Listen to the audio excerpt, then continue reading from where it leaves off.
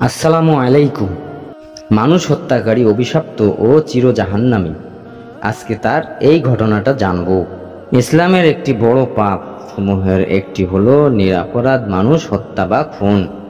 মানুষের হক সাম্প্রতিক সবচেয়ে বড় অপরাধ এটি। ইসলামে মানুষ হত্যা দুনিয়ার দণ্ডনীয় অপরাধ। এই শাস্তি ভোগ করতে হবে আখেরাতেও। একজন নিরপরাধ মানুষকে হত্যা করা অপরাধ কতটা ভয়াবহ তা ফুটে উঠে এই আয়াতে। আল্লাহ তাআলা বলেন, যে ব্যক্তি মানুষ হত্যা কিংবা জমিনে সন্ত্রাস সৃষ্টির কারণ ছড়ায় কাউকে হত্যা করলো, সে যেন সব মানুষকেই হত্যা করলো। আর যে একজন মানুষের প্রাণ বাঁচালো, সে যেন সব মানুষকেই বাঁচালো। সূরা মায়েদা আয়াত ৩২।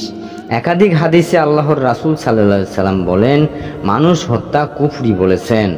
আব্দুল্লাহ ইবনে মাসউদ রাদিয়াল্লাহু আনহু থেকে বর্ণিত, তিনি বলেন, আল্লাহর রাসূল সাল্লাল্লাহু আলাইহি সাল্লাম বলেছেন, মুসলিমকে গালি দেওয়া গুনাহের কাজ এবং তাকে হত্যার উদ্দেশ্যে আক্রমণ করা কুফরি।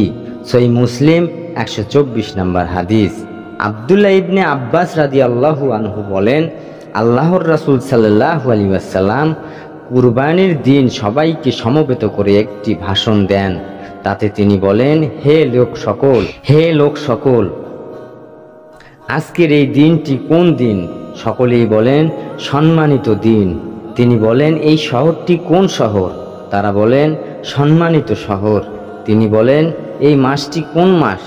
তারা বলেন, সম্মানিত মাস। তিনি বলেন, আপনাদের রক্ত, আপনাদের সম্পদ, আপনাদের সম্মান আপনাদের জন্য তেমনি সম্মানিত, যেমন সম্মানিত আপনাদের এই দিনটি, আপনাদের এই শহর এবং আপনাদের এই মাস। এ কথাটি তিনি কয়েকবার বললেন। পরে মাথা উঠিয়ে বলেন, হে আল্লাহ, আমি কি আপনার বাণী পৌঁছে দিতে পেরেছি? হে আল্লাহ, আমি কি আপনার বাণী পৌঁছে দিতে পেরেছি? উপস্থিত ব্যক্তিরা যেন অনুপস্থিত ব্যক্তিদের কাছে এই কথা পৌঁছে দেয়। আমার পর আপনারা একে অপরকে হত্যা করে কুফরির দিকে ফিরে যাবেন না। সহিহ বুখারী ১৭৩৯ নম্বর হাদিস। হত্যাকারী বা খুনি অভিশপ্ত এবং তার শাস্তি স্থায়ী জাহান্নাম। আল্লাহ তাআলা বলেন, যে ব্যক্তি কোনো মুমিনকে ইচ্ছাকৃত হত্যা করে তার শাস্তি জাহান্নাম, যাতে সে স্থায়ীভাবে থাকবে। তার উপর আল্লাহর ক্রোধ ও অভিশাপ, এবং আল্লাহ তার জন্য ভীষণ শাস্তি প্রস্তুত করে রেখেছেন। সূরা নিসা আয়াত ৯৩।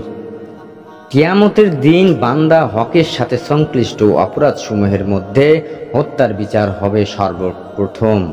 সহিহ বুখারী ৬৫৩৩ নম্বর হাদিস। সহিহ মুসলিম ১৬৭৮ নম্বর হাদিস।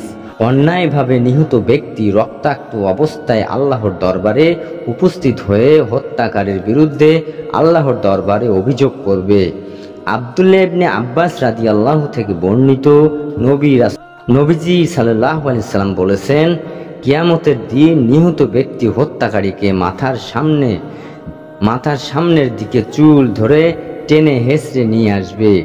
তার শরীর থেকে রক্ত ঝরতে থাকবে এবং সে বলতে থাকবে, হে আমার রব, এই ব্যক্তি আমাকে হত্যা করেছে। এ কথাটা বলতে বলতে সে আরশের কাছে চলে যাবে। সুনানে নাসাই ৪০০৫, সুনানে তিরমিজি ৩০২৯ নম্বর হাদিস।